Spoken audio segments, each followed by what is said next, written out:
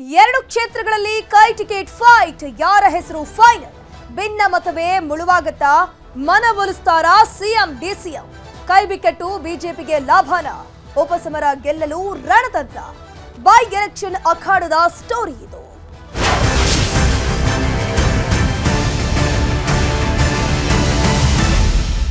ಕಾಂಗ್ರೆಸ್ಗೆ ಕಗ್ಗಂಟಾದ ಮಿನಿ ಸಮರದ ಟಿಕೆಟ್ ಘೋಷಣೆ. ಕಾಂಗ್ರೆಸ್ನಿಂದ ಇನ್ನೂ ಕೂಡ ಟಿಕೆಟ್ ಆಕಾಂಕ್ಷಿಗಳು ಯಾರಿದ್ದಾರೆ ಅವರಿಗೆ ಟಿಕೆಟ್ ಘೋಷಣೆ ಆಗಿದೆ. 2 ದಿನ 4 ರಿಂದ 5 ಸಭೆಗಳು ಮಾಡಿದ್ರೂ ಕೂಡ ಟಿಕೆಟ್ ಇನ್ನೂ ಕೂಡ ಫೈನಲ್ ಆಗಿಲ್ಲ. ಅಲ್ಪಸಂಖ್ಯಾತರಿಗೆ ಟಿಕೆಟ್ ಕೊಡಬೇಕು ಅಂತ ಹೇಳ್ಕೊಂಡು ಜಮೀರ್ ಅಹಮದ್ ಖಾನ್ ಒಂದ್ ಕಡೆ ಡಿಮ್ಯಾಂಡ್ ಅನ್ನು ಮಾಡ್ತಾ ಇದ್ದಾರೆ ದಾವಣಗೆರೆಯಿಂದ. ದಾವಣಗೆರೆಯಲ್ಲಿ ಈಗಾಗಲೇ ಸಮರ್ಥ ಮತ್ತೆ ಅಲ್ಪಸಂಖ್ಯಾತ ಒಬ್ಬ ನಾಯಕರು ಕೂಡ ನಾಮಪತ್ರ ಸಲ್ಲಿಕೆ ಮಾಡಿದ್ದಾರೆ. ಬಾಗಲಕೋಟೆಗೆ ಉಮೇಶ್ ಮೇಟಿ ಹೆಸರು ಕೇಳಿ ಬರ್ತಾ ಇದೆ. ದಾವಣಗೆರೆಗೆ ಸಮರ್ಥ ಮಲ್ಲಿಕಾರ್ಜುನ್ ಅವರ ಹೆಸರು ಸಾಧ್ಯತೆ ಇದೆ. ಲೋಕಲ್ನವರು ಬಗೆಹರಿಸ್ತಾರೆ, ನಾನು ಏನಕ್ಕೂ ಕೂಡ ರಿಯಾಕ್ಟ್ ಮಾಡೋದಿಲ್ಲ. ಟಿಕೆಟ್ ಗೊಂದಲಗಳ ಪ್ರಶ್ನೆಗೆ ಮಲ್ಲಿಕಾರ್ಜುನ ಖರ್ಗೆ ಹೇಳಿಕೆಯನ್ನ ಕೊಟ್ಟಿದ್ದಾರೆ.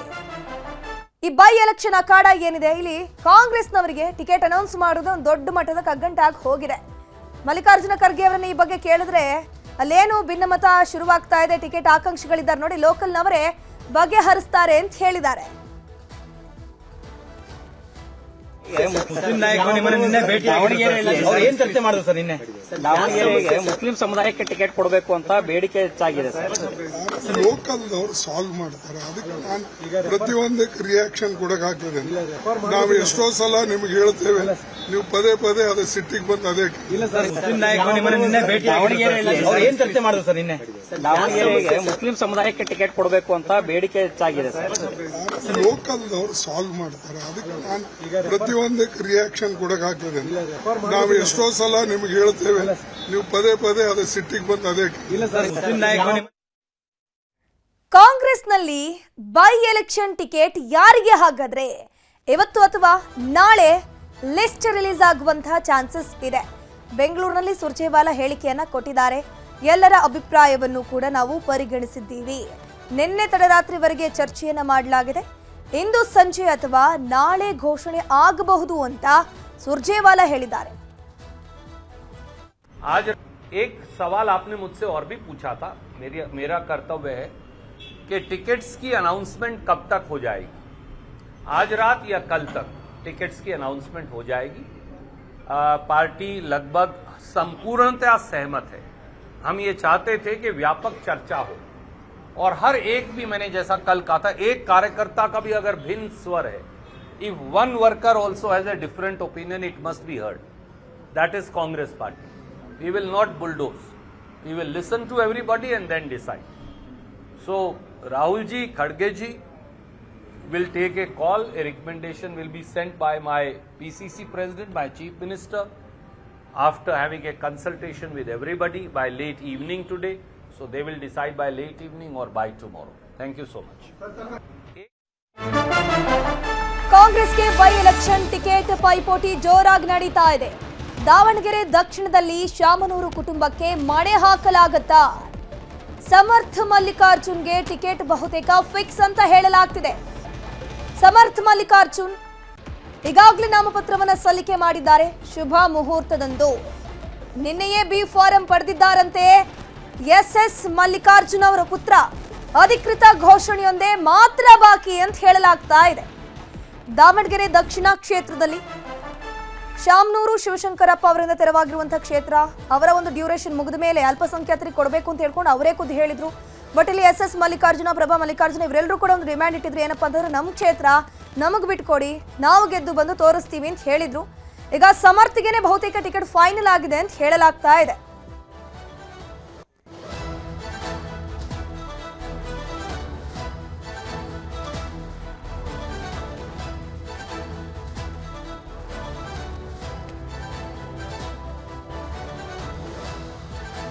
ಇದ್ರ ಬಗ್ಗೆ ಹೆಚ್ಚಿನ ಮಾಹಿತಿ ನೀಡ್ತಾ ಹೋಗ್ತಾರೆ ನಮ್ಮ ಇಬ್ರು ಪ್ರತಿನಿಧಿಗಳು ಲೈವ್ ನಲ್ಲಿ ಜಾಯ್ನ್ ಆಗಿದ್ದಾರೆ. ದಾವಣಗೆರೆಯಿಂದ ಸಂಜಯ್ ಮತ್ತು ಬೆಂಗಳೂರಿನಿಂದ ಕಾರ್ತಿಕ್. ಮೊದಲಿಗೆ ದಾವಣಗೆರೆಗೆ ಹೋಗೋಣ. ಸಂಜಯ್, ಈಗ ಸದ್ಯಕ್ಕೆ ದಾವಣಗೆರೆಯಲ್ಲಿ ದಕ್ಷಿಣ ಕ್ಷೇತ್ರಕ್ಕೆ ಸಂಬಂಧಪಟ್ಟಂತೆ ಬೈ ಎಲೆಕ್ಷನ್ಗೆ ಈಗಾಗಲೇ ನಾಮಪತ್ರ ಸಲ್ಲಿಕೆ ಆಗಿದೆಯಲ್ಲ, ನಿನ್ನೆನೇ ಬಿ ಫಾರಂ ಪಡ್ಕೊಂಡಿದ್ದಾರೆ ಅನ್ನುವಂತ ಮಾಹಿತಿ ಸಿಗ್ತಾ ಇದೆ. ಸಮರ್ಥ ಅವರು, ಹೌದಾ? ಎಸ್ ಧನುಶ್ರೀ, ಏನು ಈಗ ದಾವಣಗೆರೆಯಲ್ಲಿ ದೊಡ್ಡ ತಲೆನೋವು ಅಂದ್ರೆ ದಾವಣಗೆರೆ ದಕ್ಷಿಣ ಕ್ಷೇತ್ರದ ಆಗಿರುವಂತದ್ದು. ಯಾಕಂದ್ರೆ ಆಗ್ಲೇ ಏನು ಸಮರ್ಥ ಅವರು ನಿನ್ನೆ ಒಂದು ಏನು ಸಾಂಕೇತಿಕವಾಗಿ ಒಂದು ನಾಮಪತ್ರವನ್ನ ಸಲ್ಲಿಕೆ ಮಾಡಿದ್ರೆ ಅದರಲ್ಲೂ ಕೂಡ 2 ನಾಮಪತ್ರವನ್ನು ಸಲ್ಲಿಕೆ ಮಾಡಿದ್ರು. ಈ ಬೆನ್ನಲ್ಲೇ ಸಾದಿಕ್ ಪೈಲ್ವಾನ್ ಅಂತ ಹೇಳಿ ಅವರು ಮುಸ್ಲಿಂ ಕಡೆಯಿಂದ ಅವರು ಒಂದು ನಾಮಿನೇಷನ್ ಫೈಲ್ ಮಾಡಿದ್ದಾರೆ.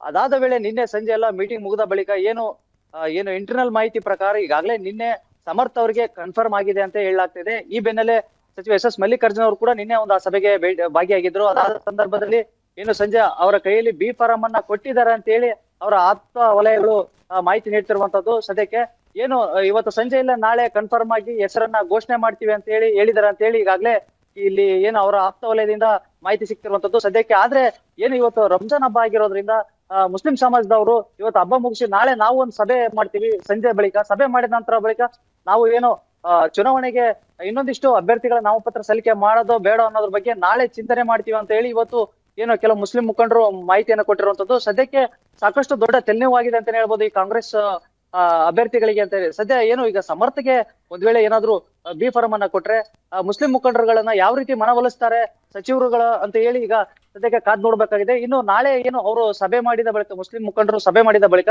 ಏನು ಅಭ್ಯರ್ಥಿಗಳನ್ನ ಕಣಕ್ಕೆ ಇಳಿಸ್ತಾರಾ ಇಲ್ಲ ಅನ್ನೋದನ್ನ ಕಾದ್ ನೋಡ್ಬೇಕಾಗಿದೆ ಧನುಶ್ರೀ.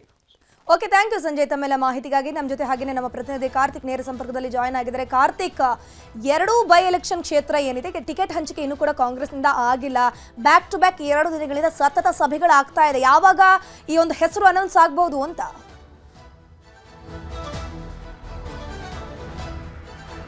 ಧನುಶ್ರೀ, ಉಪಚುನಾವಣೆಗೆ ಕಾಂಗ್ರೆಸ್ ಇದುವರೆಗೂ ಅಭ್ಯರ್ಥಿಗಳನ್ನ ಘೋಷಣೆ ಮಾಡಿಲ್ಲ. ನಿನ್ನೆ ಸತತವಾಗಿ 2-3 ಸಭೆಗಳನ್ನ ಉಸ್ತುವಾರಿ ಸುರ್ಜೇವಾಲ ಅವರು ಮಾಡಿದ್ರು. ಅಲ್ಲೂ ಕೂಡ ಒಮ್ಮತದ ಅಭಿಪ್ರಾಯಗಳು ಕೇಳಿ ಬಂದಿಲ್ಲ. ಯಾವ ಕಾರಣಕ್ಕಾಗಿ ಅಂತಂದ್ರೆ ದಾವಣಗೆರೆ ದಕ್ಷಿಣ ವಿಧಾನಸಭಾ ಕ್ಷೇತ್ರಕ್ಕೆ ಸಂಬಂಧಪಟ್ಟಂತೆ ಅಲ್ಲಿ ಕಗ್ಗಂಟಾಗಿದೆ. ಮುಸ್ಲಿಮರು ಪಟ್ಟಣ ಹಿಡಿದಿದ್ದಾರೆ, ನಮಗೆ ಈ ಬಾರಿ ಟಿಕೆಟ್ ಅನ್ನ ಕೊಡಲೇಬೇಕು ಅನ್ನುವಂಥದ್ದನ್ನ. ಆದ್ರೆ ಇನ್ನೊಂದು ಕಡೆ ಶಾಮನೂರು ಅವರ ನಿಧನ ಆಗಿರುವಂತಹ ಕಾರಣಕ್ಕಾಗಿ ಅವರದೇ ಕುಟುಂಬಕ್ಕೆ ಟಿಕೆಟ್ ಅನ್ನ ಕೊಡಬೇಕು ಅನ್ನುವಂಥ ಅಭಿಪ್ರಾಯಗಳು ಕೂಡ ಕೇಳಿತ್ತು. ನಿನ್ನೆ ನಡೆದಂತಹ ದಾವಣಗೆರೆ ದಕ್ಷಿಣ ಏನು ಉಸ್ತುವಾರಿಗಳ ಸಭೆ ಇತ್ತು, ಚುನಾವಣಾ ಉಸ್ತುವಾರಿಗಳ ಸಭೆ. ಆ ಒಂದು ಸಭೆಯಲ್ಲಿ ಸುರ್ಜೇವಾಲ ಅವರು 2 ತಂಡದ ಅಭಿಪ್ರಾಯಗಳನ್ನು ಕೇಳ್ತಾರೆ.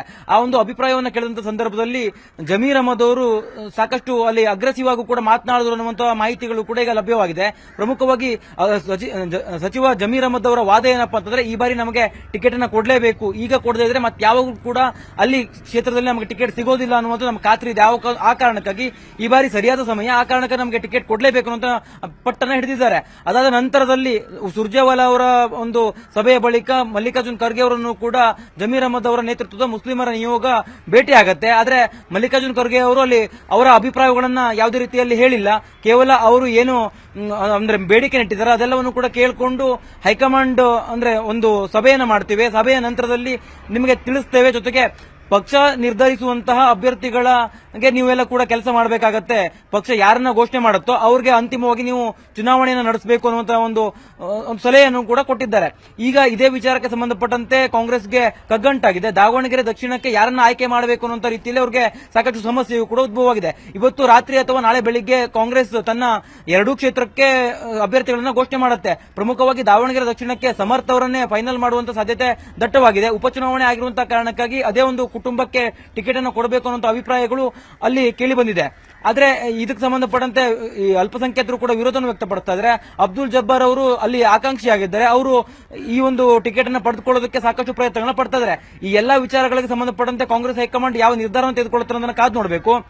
ಪ್ರಮುಖವಾಗಿ ಇವತ್ತು ಸಂಜೆ ಅಥವಾ ನಾಳೆಯೇ ಟಿಕೆಟ್ ಅನೌನ್ಸ್ ಆಗುವಂತ ಸಾಧ್ಯತೆ ಇರತಕ್ಕಂಥ ಕಾರಣಕ್ಕಾಗಿ ಅಲ್ಲಿ ಅಲ್ಪಸಂಖ್ಯಾತರಿಗೆ ಏನಾದರೂ ಟಿಕೆಟ್ ತಪ್ಪದಂತ ಸಂದರ್ಭದಲ್ಲಿ ಅವರನ್ನ ಸಮಾಧಾನ ಪಡಿಸುವಂತ ಕೆಲಸಕ್ಕೂ ಕೂಡ ಈಗಾಗಲೇ ಕಾಂಗ್ರೆಸ್ ಸಿದ್ಧತೆಯನ್ನು ಕೂಡ ಮಾಡಿಕೊಂಡಿದೆ ಅನ್ನುವಂತ ನಿಟ್ಟಿನಲ್ಲಿಯೂ ಕೂಡ ಮೂಲಗಳ ಮಾಹಿತಿ ಬರ್ತಾ ಇರ್ತಕ್ಕಂಥದ್ದು. ಅಂದ್ರೆ ಒಂದೊಮ್ಮೆ ಏನಾದರೂ ಅಲ್ಪಸಂಖ್ಯಾತರಿಗೆ ಟಿಕೆಟ್ ಕೊಡದೆ ಶಾಮನೂರು ಅವರ ಮೊಮ್ಮಗನಾಗಿರುವಂತಹ ಸಮರ್ಥನಿಗೆ ಅಲ್ಲಿ ಟಿಕೆಟ್ ಅನ್ನು ಕೊಟ್ಟಂತ ಸಂದರ್ಭದಲ್ಲಿ ಅಲ್ಪಸಂಖ್ಯಾತರು ಬಂಡಾಯವಾಗಿ ಸ್ಪರ್ಧೆ ಮಾಡುವಂತ ಸಾಧ್ಯತೆ ಇರುತ್ತೆ.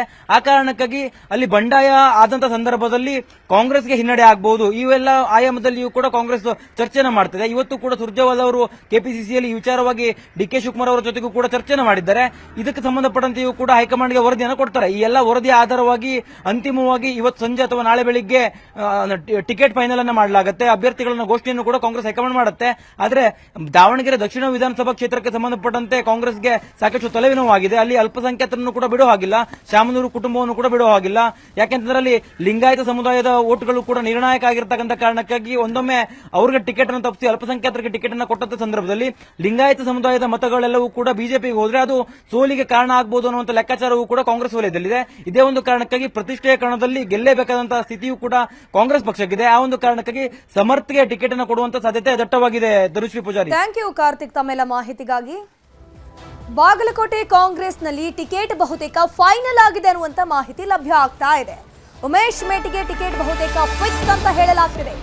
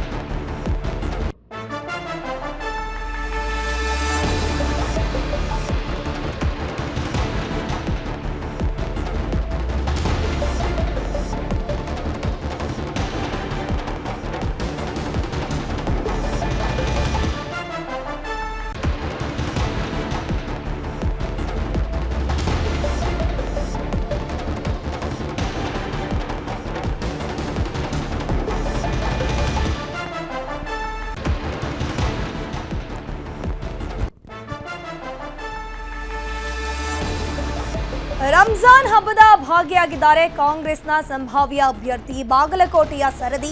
ಅಲ್ಲೂ ಕೂಡ ಉಮೇಶ್ ಮೇಟಿ ಈಗ ರಂಜಾನ್ನಲ್ಲಿ ವಿಶೇಷ ಪ್ರಾರ್ಥನೆಯನ್ನು ಸಲ್ಲಿಸಿದ್ದಾರೆ. ಈಗಾಗಲೇ ಶುಭಾಶಯಗಳ ಮಹಾಪೂರ ಬರ್ತಾ ಇದೆ. ನವನಗರದ ಈದ್ಗಾ ಮೈದಾನದಲ್ಲಿ ಉಮೇಶ್ ಮೇಟಿ ಬಂದಿದ್ದಾರೆ. ಮೇಟಿ ಅವರಿಂದ ತೆರ ಆಗಿರುವಂತಹ ಒಂದು ಬಾಗಲಕೋಟೆಯ ಕ್ಷೇತ್ರದಲ್ಲಿ ಬೈ ಎಲೆಕ್ಷನ್ ಅಖಾಡ ಇರುವಂಥದ್ದು. ಸೊ ಇಲ್ಲೂ ಕೂಡ ಮೇಟಿ ಕುಟುಂಬಸ್ಥರು ಕೂಡ ಆಕಾಂಕ್ಷಿಗಳಿದ್ರು. ಸದ್ಯಕ್ಕೆ ಉಮೇಶ್ ಮೇಟಿಗೆ ಮಣೆ ಹಾಕಲಾಗ್ತಾ ಇದೆ ಅನ್ನುವಂಥ ಮಾಹಿತಿ. ಕಾಂಗ್ರೆಸ್ ನಾಯಕರ ಸಭೆಯಲ್ಲಿ ಈ ಒಂದು ನಿರ್ಧಾರವನ್ನು ತೆಗೆದುಕೊಳ್ಳಲಾಗಿದೆ. ಉಮೇಶ್ ಮೇಟಿ ಅವರಿಗೆ ಬಹುತೇಕ ಟಿಕೆಟ್ ಫಿಕ್ಸ್ ಅಂತ ಹೇಳಲಾಗ್ತಿದೆ. ಸಿಎಂ ಡಿಸಿಎಂ ಸುರ್ಜೇವಾಲಾ ಸಭೆಯಲ್ಲಿ ತೀರ್ಮಾನ ಆಗಿರೋದು. ಕುಟುಂಬದ ಉಳಿದ ಆಕಾಂಕ್ಷಿಗಳೇನಿದ್ರು ನೋಡಿ ಅವರ ಮನವೊಲಿಕೆ ಮಾಡಿ ಅಂತ ಹೇಳಿದ್ದಾರಂತೆ. ಇದ್ರ ಬಗ್ಗೆ ಹೆಚ್ಚಿನ ಮಾಹಿತಿ ನೀಡ್ತಾ ಹೋಗ್ತಾರೆ ನಮ್ಮ ಪ್ರತಿನಿಧಿ ಮಂಜುನಾಥ್. ನೇರ ಸಂಪರ್ಕದಲ್ಲಿ ಜಾಯಿನ್ ಆಗಿದ್ದಾರೆ. ಮಂಜುನಾಥ್, ಬಾಗಲಕೋಟೆ ಬೈ ಎಲೆಕ್ಷನ್ ನಲ್ಲಿ ಅಖಾಡದಲ್ಲಿ ಏನೆಲ್ಲ ಬೆಳವಣಿಗೆಗಳು ಆಗ್ತಾ ಇದೆ? ಮೇಟಿ ಕುಟುಂಬದಲ್ಲೂ ಕೂಡ ಆಕಾಂಕ್ಷಿಗಳಿದ್ರು. ಸದ್ಯಕ್ಕೆ ಉಮೇಶ್ ಮೇಟಿ ಅವರಿಗೆ ಮಣೆ ಹಾಕ್ತಿದ್ದಾರಲ್ಲ, ಇನ್ನು ಅಸಮಾಧಾನ ಮುಗಿಲೇ ಇರುವಂತಹ ಚಾನ್ಸಸ್ ಇದೆಯಾ ಒಂದೇ ಕುಟುಂಬದಲ್ಲಿ?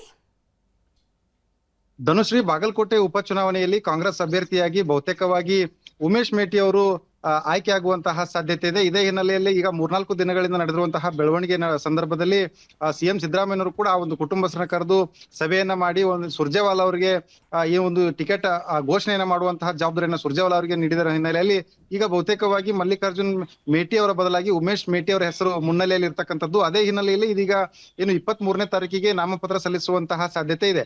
ಆ ಒಂದು ನಾಮಪತ್ರ ಸಲ್ಲಿಸುವಂತಹ ಸಂದರ್ಭದಲ್ಲಿ ಸಿದ್ದರಾಮಯ್ಯನವರು ಹಾಗೇನೆ ಡಿ ಕೆ ಶಿವಕುಮಾರ್ ಅವರು ಕೂಡ ಬರುವಂತಹ ಸಾಧ್ಯತೆಗಳಿರುವಂತದ್ದು. ಈ ಒಂದು ಎಲ್ಲಾ ಬೆಳವಣಿಗೆಗಳ ಮಧ್ಯೆ ಇದೀಗ ಉಮೇಶ್ ಮೇಟಿ ಅವರಿಗೆ ಟಿಕೆಟ್ ಬಹುತೇಕವಾಗಿ ಖಚಿತ ಆಗುತ್ತೆ ಅನ್ನುವಂತಹ ಹಿನ್ನೆಲೆಯಲ್ಲಿ ಬಾಗಲಕೋಟೆ ಕ್ಷೇತ್ರದಾದ್ಯಂತ ಕಾಂಗ್ರೆಸ್ ಕಾರ್ಯಕರ್ತರಲ್ಲಿ ಒಂದು ಚರ್ಚೆ ಆರಂಭ ಆಗಿದೆ. ಅದೇ ಅದರ ಮಧ್ಯೆ ಇವತ್ತು ರಂಜಾನ್ ಹಬ್ಬ ಇತ್ತು. ಆ ಒಂದು ರಂಜಾನ್ ಹಬ್ಬದ ಹಿನ್ನೆಲೆಯಲ್ಲಿ ಇವತ್ತು ನವನಗರದಲ್ಲಿರ್ತಕ್ಕಂತಹ ಈದ್ಗಾ ಮೈದಾನದಲ್ಲಿ ಮುಸ್ಲಿಂ ಬಾಂಧವರು ಏನು ನಮಾಜ್ ಮಾಡುವಂತಹ ಸಂದರ್ಭದಲ್ಲಿ, ಪ್ರಾರ್ಥನೆ ಮಾಡುವಂತಹ ಸಂದರ್ಭದಲ್ಲಿ ಉಮೇಶ್ ಮೇಟಿ ಅವರು ಅಲ್ಲಿಗೆ ಭೇಟಿಯನ್ನ ನೀಡಿದ್ರು. ಆ ಒಂದು ಸಂದರ್ಭದಲ್ಲಿ ಅವರು ಕೂಡ ಸಾಮೂಹಿಕ ಪ್ರಾರ್ಥನೆಯಲ್ಲಿ ಭಾಗಿಯಾಗಿ ಏನು ಅಲ್ಲಿರ್ತಕ್ಕಂತಹ ಮುಸ್ಲಿಂ ಬಾಂಧವರಿಗೆ ಶುಭಾಶಯವನ್ನ ಕೋರುವಂತದ್ದಾಗಿದೆ. ಅದಾದ ಬಳಿಕ ಇದೀಗ ಸದ್ಯಕ್ಕೆ ಏನು ಬಾಗಲಕೋಟೆ ಕ್ಷೇತ್ರದಾದ್ಯಂತ ಬಹುತೇಕವಾಗಿ ಉಮೇಶ್ ಮೇಟಿ ಅವರೇ ಕಾಂಗ್ರೆಸ್ಸಿನ ಅಭ್ಯರ್ಥಿ ಆಗ್ತಾರೆ ಅನ್ನುವಂತ ಚರ್ಚೆ ನಡೆದಿರುವ ಹಿನ್ನೆಲೆಯಲ್ಲಿ ಕಾಂಗ್ರೆಸ್ ಪಕ್ಷದಲ್ಲಿಯೂ ಕೂಡ ಚುನಾವಣೆಗೆ ಸಂಬಂಧಪಟ್ಟಂತೆ ಒಂದಿಷ್ಟು ಚಟುವಟಿಕೆಗಳು ಚುರುಕುಗೊಂಡಿದ್ದಾವೆ. ಸಭೆಗಳ ಮೇಲೆ ಸಭೆಗಳು ಅಂದ್ರೆ ಬೇರೆ ಬೇರೆ ಮೋರ್ಚಾಗಳ ಪ್ರಮುಖರ ಸಭೆ ಆಗಿರ್ಬೋದು, ಕಾರ್ಯಕರ್ತರ ಸಭೆ ಆಗಿರ್ಬೋದು, ಬೂತ್ ಮಟ್ಟದ BLOಗಳ ಸಭೆ ಆಗಿರ್ಬೋದು, ಈ ರೀತಿಯಾಗಿ ಹಂತ ಹಂತವಾಗಿ ಸಭೆಗಳನ್ನು ನಡೆಸಿ ಚುನಾವಣೆಗೆ ಬೇಕಾದಂತಹ ಸಿದ್ಧತೆಗಳನ್ನ ಕಾಂಗ್ರೆಸ್ ಪಕ್ಷ ಮಾಡ್ಕೊಳ್ತಾ ಇರುವಂತದ್ದು. ಥ್ಯಾಂಕ್ ಯು ಮಂಜುನಾಥ್ ತಮ್ಮೆಲ್ಲ ಮಾಹಿತಿಗಾಗಿ. 22ನೇ ದಿನವೂ ಮಧ್ಯಪ್ರಾಚ್ಯ ಧಗಧಗ. ಅಮೆರಿಕ ಸೇನಾ ನೆಲೆಗಳು ಪೀಸ್. ಇರಾನ್ ನಾಶಕ್ಕೆ ಟ್ರಂಪ್ ಪ್ರತಿಜ್ಞೆ. ಕದನ ವಿರಾಮ ಪ್ರಸ್ತಾಪಕ್ಕಿಲ್ಲ ಕಿಮ್ಮತ್ತು. ಮಹಾಯುದ್ಧ ಡೇ 22 ಸ್ಟೋರಿ ಇದು.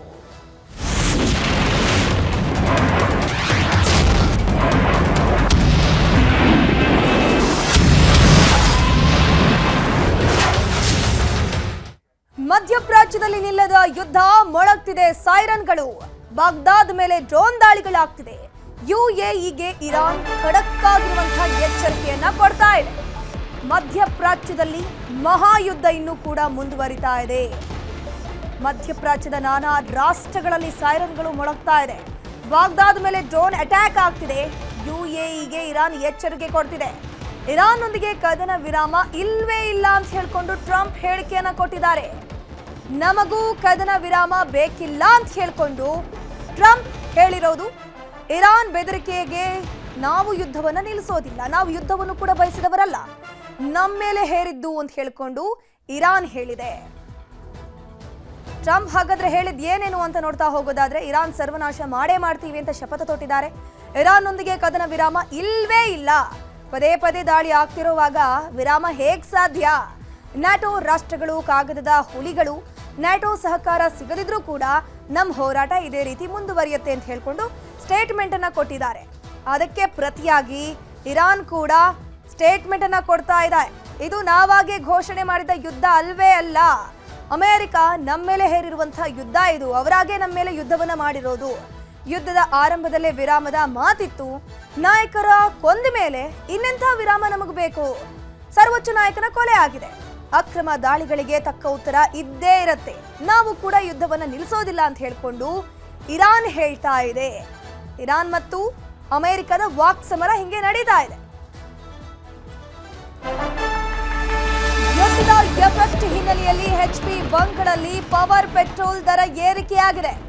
ನಿನ್ನೆಯಿಂದಲೇ ಪವರ್ ಪೆಟ್ರೋಲ್ ದರ ಲೀಟರ್ಗೆ 2 ರೂಪಾಯಿ ಹೆಚ್ಚಳ ಆಗಿದ್ದು ಪ್ರತಿ ಲೀಟರ್ಗೆ 112 ರೂಪಾಯಿ ಇದೆ. ಹಾಗೆಯೇ ನಾರ್ಮಲ್ ಪೆಟ್ರೋಲ್ ಅಂದ್ರೆ ಎಲ್ಲರೂ ಕೂಡ ಬಳಕೆ ಮಾಡುವಂತಹ ನಾರ್ಮಲ್ ಪೆಟ್ರೋಲ್ ಏನಿದೆ ಅದರಲ್ಲಿ ಸದ್ಯಕ್ಕೆ ಯಾವುದೇ ವ್ಯತ್ಯಾಸ ಇಲ್ಲ.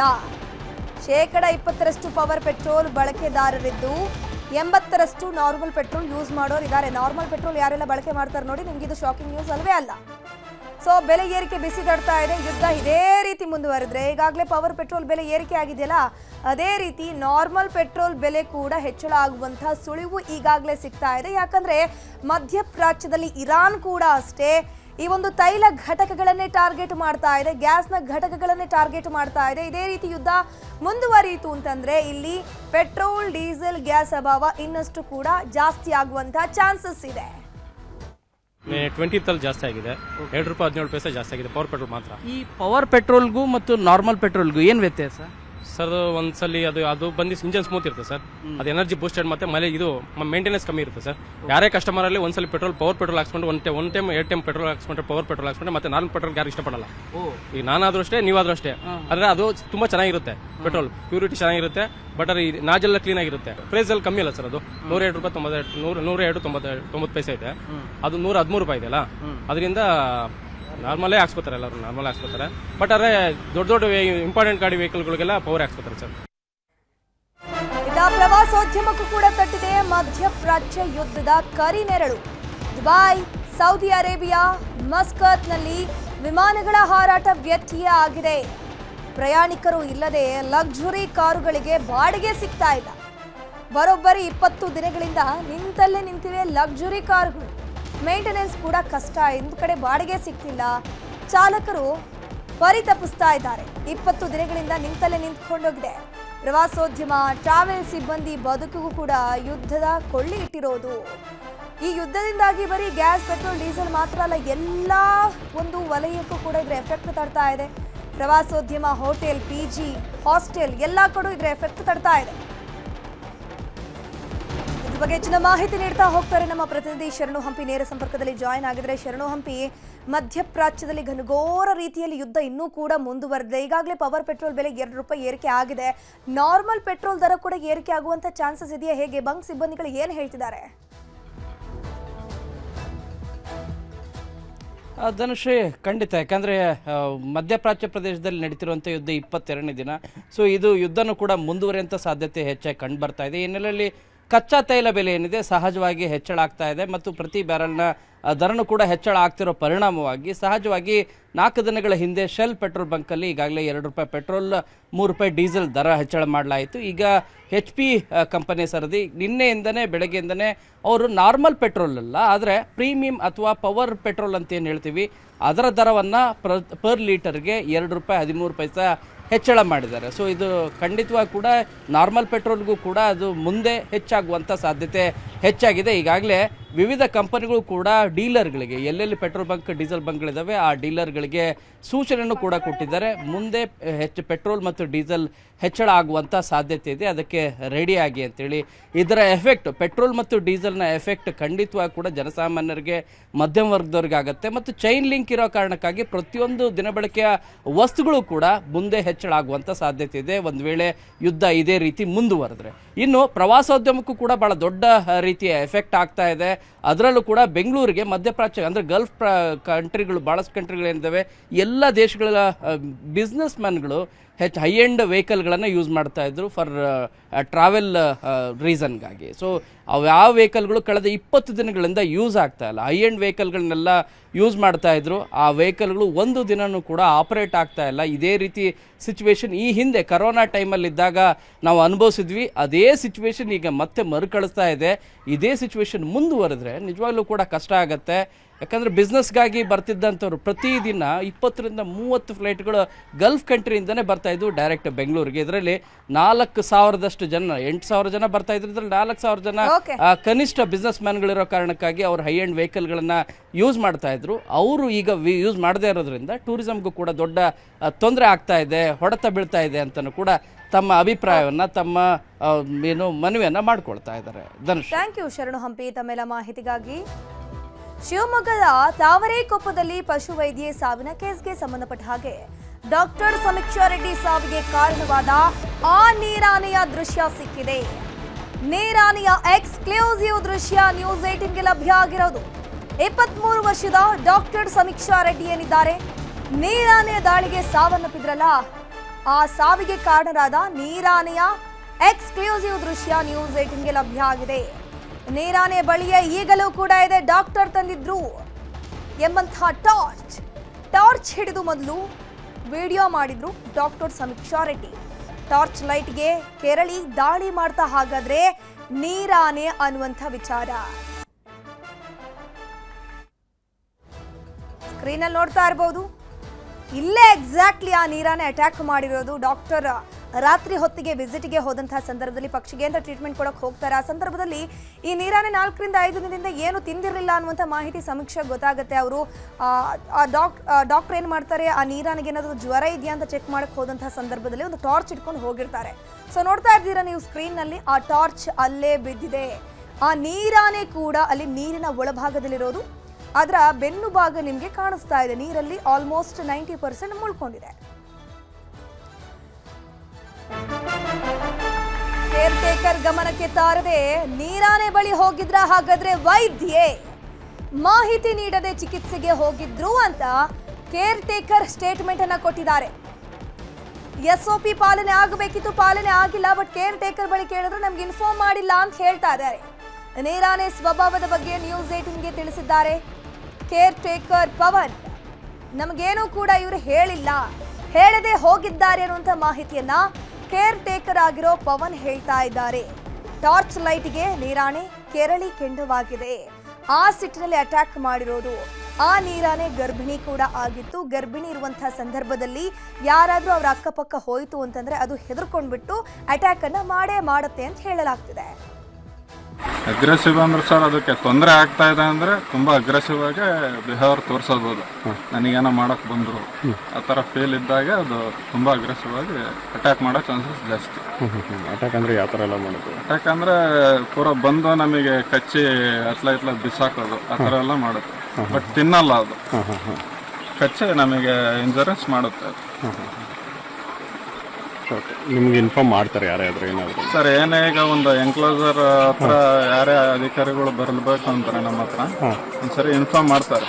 ಈಗ ಅನಿಮಲ್ ಹೆಲ್ತ್ ಇಶ್ಯೂ ಇರುತ್ತೆ ಅಂತ ಟೈಮಲ್ಲೆಲ್ಲ ಬಂದು ನಮ್ಗೆ ಇನ್ಫಾರ್ಮ್ ಇಲ್ದೈತಿ, ಅವ್ರೇನೋ ಅಲ್ಲಿ ಬಂದು ಇದು ಮಾಡಲ್ಲ. ಅನಿಮಲ್ಸ್ ಇನ್ಫಾರ್ಮ್ ಇದ್ದೇ ಇರುತ್ತೆ ನಮ್ಗೆ. ಮೊನ್ನೆ ಏನು ಮಾಡಿದ್ರ? ಇಲ್ಲ ಸರ್, ಇನ್ಫಾರ್ಮ್ ಏನು ಮಾಡಿಲ್ಲ ನಮಗೆ. ನಿಮ್ದು 6 ಗಂಟೆಗೆ ಡ್ಯೂಟಿ ಮುಗಿತು? 6 ಗಂಟೆ ಡ್ಯೂಟಿ ಮುಗಿತ್ತು. ಎಮರ್ಜೆನ್ಸಿ ಸಿಚುವೇಶನ್ ಅನಿಮಲ್ಸಿಗೆ ನೈಟಲ್ಲಿ ಟ್ರೀಟ್ಮೆಂಟ್ ಬೇಕೇ ಬೇಕು ಅಂದರೆ ಅದು ನಮಗೆ ಇನ್ಫಾರ್ಮೇಶನ್ ಇರುತ್ತೆ. ಆ ಟೈಮಲ್ಲಿ ನಾವು ಡಾಕ್ಟರ್ ಬರೋ ಟೈಮಿಗೆ ನಾವು ಬಂದಿರ್ತೀವಿ. ಬಂದು ನಾವು ಟ್ರೀಟ್ಮೆಂಟ್ ಮುಗಿಸ್ಕೊಂಡು ಹೋಗ್ತೀವಿ. ಸಿಸಿಟಿವಿ ಇದ್ರೂ ಕೂಡ ಅಲ್ಲಿನ ದೃಶ್ಯಗಳು ಮಾಯವಾದ್ವಾ? ಸಿಸಿಟಿವಿ ದೃಶ್ಯ ಡಿಲೀಟ್ ಆಗಿದೆ ಅಂತ ಹೇಳ್ತಿದ್ದಾರೆ ಸಿಬ್ಬಂದಿಗಳು. ಅನುಮಾನಕ್ಕೆ ಎಡೆ ಮಾಡಿಕೊಡ್ತಾ ಇದೆ ಅಧಿಕಾರಿಗಳ ಈ ನಡೆ. ಝೂ ಅಂದಮೇಲೆ ಸಿಸಿಟಿವಿ ಇದ್ದೇ ಇರುತ್ತೆ. ಅಟ್ಲೀಸ್ಟ್ ಅಲ್ಲಿ ಪ್ರಾಣಿಗಳು ಯಾವ ರೀತಿ ಚಲನವಲನ ಇರುತ್ತೆ ಅನ್ನೋದನ್ನ ಕ್ಯಾಪ್ಚರ್ ಮಾಡೋದಕ್ಕಾದ್ರೂ ಸಿಸಿಟಿವಿಯನ್ನ ಹಾಕಿರ್ತಾರೆ. ಪ್ರವಾಸಿಗರು ಎಲ್ಲೂ ಕೂಡ ಪ್ರಾಣಿಗಳ ಅಕ್ಕಪಕ್ಕ ಹೋಗಬಾರ್ದು, ಅವಘಡ ಆಗಬಾರ್ದು ಅನ್ನೋದಕ್ಕೆ ಮಾನಿಟರ್ ಮಾಡೋದಕ್ಕಾದ್ರೂ ಸಿಸಿಟಿವಿ ಹಾಕಿರ್ತಾರೆ. ಅದರಲ್ಲಿ ಸಿಸಿಟಿವಿ ದೃಶ್ಯ ಇಲ್ಲ ಅಂತ ಹೇಳ್ಕೊಂಡು ಅಧಿಕಾರಿಗಳು ಹೇಳ್ತಿದ್ದಾರೆ. ಅನುಮಾನಕ್ಕೆ ಎಡೆ ಮಾಡಿಕೊಡ್ತಾ ಇದೆ ಅಧಿಕಾರಿಗಳ ಈ ನಡೆ. ಸಿಸಿಟಿವಿ ಇದೆ, ಆದ್ರೆ ಅಟ್ಯಾಕ್ ಮಾಡಿರುವಂತ ದೃಶ್ಯ ಮಾತ್ರ ಕ್ಯಾಪ್ಚರ್ ಆಗಿಲ್ಲ. ಹಾಗಾದ್ರೆ ಆ ದೃಶ್ಯವನ್ನ ಡಿಲೀಟ್ ಮಾಡಲಾಗಿದ್ಯಾ? ಘಟನೆ ನಡೆದು ಇಷ್ಟು ಹೊತ್ತಾಯ್ತು. ಪ್ರಾಥಮಿಕ ತನಿಖೆಯ ಸಂದರ್ಭದಲ್ಲಾದ್ರೂ ಪೊಲೀಸರಿಗೆ ಒಂದು ದೃಶ್ಯಗಳು ಸಿಗಬೇಕಿತ್ತು.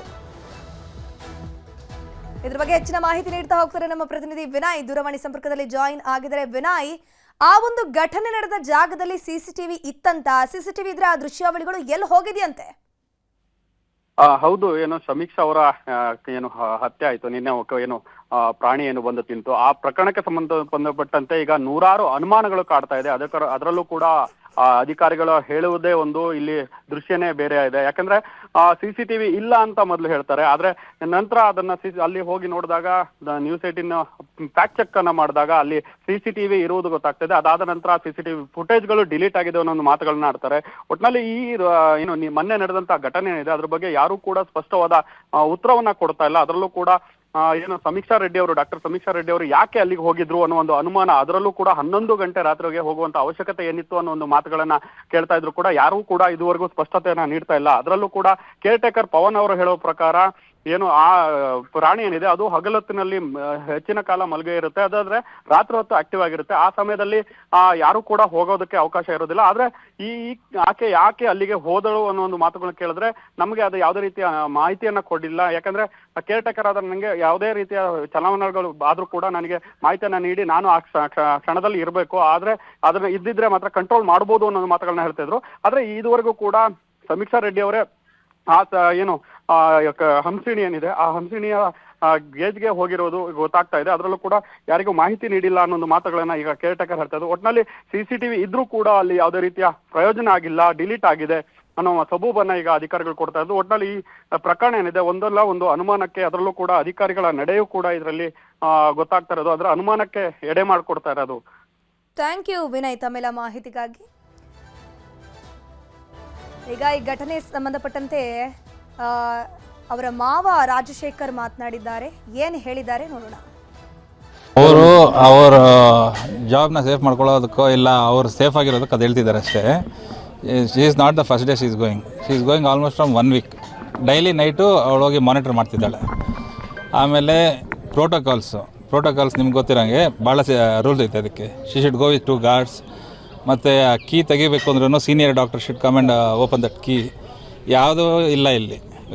ಅವ್ರು ಸುಮ್ಮನೆ ಅವರು ಬೆಳಗ್ಗೆ ನಿಮ್ಮನ್ನ ಯಾವುದೋ ನ್ಯೂಸಲ್ಲಿ ನೋಡಿದೆ, ಅವರ ಸೀನಿಯರ್ ಡಾಕ್ಟ್ರು ಎಷ್ಟು ಆರಾಮಾಗಿ ಅವ್ನು ಹೇಳ್ತಿದ್ದಾನೆ ಅಂದರೆ ಅವ್ನಿಗೆ ಕನ್ಸನ್ನೇ ಇಲ್ಲ, ಒಂದು ಪ್ರಾಣ ಹೋಗಿದ್ದನ್ನ ಕನ್ಸನ್ನೂ ಇಲ್ಲ. ವಿ ಡಿಂಟ್ ಸೆಂಡ್, ನಮ್ಮ ಪರ್ಮಿಷನ್ ಇಲ್ಲದೆ ಹೋಗಿದ್ದಾಳೆ, ಬರ್ಡ್ಗೆ ಹೇಳಿದ್ವಿ ಅಂತ ಹೇಳ್ತಿದ್ದಾರೆ. ಆ್ಯಕ್ಚುಲಿ ಒಂದು ಹಿಪ್ಪೋಪೊಟಮಸ್ ಹತ್ರ ಹೋಗ್ಬೇಕಂದ್ರೆ ಭಾಳ ಪ್ರೊಸೀಜರ್ ಇದೆ. ಆ ಪ್ರೊಸೀಜರ್ಸ್ ಎಲ್ಲ ಬ್ರೇಕ್ ಮಾಡಿ ಇವಾಗ ಕೀ ಹೆಂಗೆ ಕೊಟ್ಟರು ಹೋಗ್ಲಿ ಗೇಟ್ ಓಪನ್ ಮಾಡೋದಕ್ಕೆ ಅವಳಿಗೆ? She is A trainee. Key ಹೆಂಗೆ ಕೊಟ್ಟರು ಅವರು ಮೇನಾಗಿ ಅಲ್ಲಿ ಹೋಗೋದಕ್ಕೆ? ಸೊ ಅಲ್ಲ ನೆಗ್ಲಿಜೆನ್ಸಿ, ಟೋಟ್ಲಿ ನೆಗ್ಲಿಜೆನ್ಸಿ. ನಿನ್ನೆ ನಮಗೆ ಅಲ್ಲಿ ಏನು ಮಾತಾಡೋಕ್ಕಾಗಲಿಲ್ಲ. ಅವ್ರ ತಪ್ಪನ್ನು ಮುಚ್ಕೊಳ್ಳಿಕ್ಕೆ ಈ ರೀತಿ ಹೌದು 100% ಸರ್. ಇಲ್ಲಾಂದರೆ ಟ್ರೈನಿಂಗ್ ಯಾರು ಸರ್ ಬಿಡ್ತಾರೆ ಹಿಪ್ಪೋಪೊಟಮಸ್ ಹತ್ರ? 23 days, just 1 month. They had gone for 45 days or something. It was just for apprenticeship, just on certificate goskara anta hogide. Certificate ತಗೊಂಡು ಬಂದು. Actually she is a trainee madam. ಈಗ so ಅವರು ಎಲ್ಲೋ ಒಂದು ಕಡೆ ಸಮೀಕ್ಷಾ ಅವ್ರನ್ನೇ ಬ್ಲೇಮ್ ಮಾಡೋ ರೀತಿಯಲ್ಲಿ ಮಾತಾಡ್ತಾರೆ. ಅವ್ರು ಮಾಡ್ತಾರೆ ಸರ್. ಇವಾಗ ಅವ್ರದ್ದು ಏನಿದೆ ಇವಾಗ ಅವ್ರ job, they should protect them self. ಇವಾಗ ಇವಳು ಇಲ್ಲ, so they can say anything, ಏನಾದರೂ ಹೇಳ್ಬೋದು, ಬಿಕಾಸ್ ಇವಳು ಇಲ್ವಲ್ಲ ಈಗ. ಸೊ ಏನು ಹೇಳಿದ್ರು ಅದೇ ರೈಟ್ ಅಂತ. ಇನ್ಫ್ಯಾಕ್ಟ್ ಮೀಡಿಯಾದವರು ಅಷ್ಟೇ, ಏನೇನೋ ಫೋಟೋ ತೊಗೊಳಕ್ಕೆ ಹೋಗಿ ಶಿಫೆಲ್ ಅಂದರೆ she is a veterinary doctor sir, ದಿನಾಗ್ಲೂ ಇರ್ತಾರೆ. ಫೋಟೋ ತೊಗೊಳ್ಳೋದಕ್ಕೆ ಏನಕ್ಕೆ ಹೋಗಿ? Sir very simple. ಓಕೆ, ಇದು ರಾತ್ರಿ ಹೋಗಿದ್ದು ಅಂತಲ್ಲ, ಇವಾಗ ಬೆಳಗ್ಗೆ ಆದ್ರೂ she would have done the same duty ಅಲ್ಲ. So when you are going and treating a hippopotamus, what precautionary measures have you people taken in a zoo? Sir ತೋಟದಲ್ಲಿ injection ಕೊಡಬೇಕು ಫಾರ್ ಅ ಕೌ ಅಂದರೆ we have that thing and injection ಕೊಡ್ತಾರೆ. Okay, hippopotamus ನೀವು just like that you will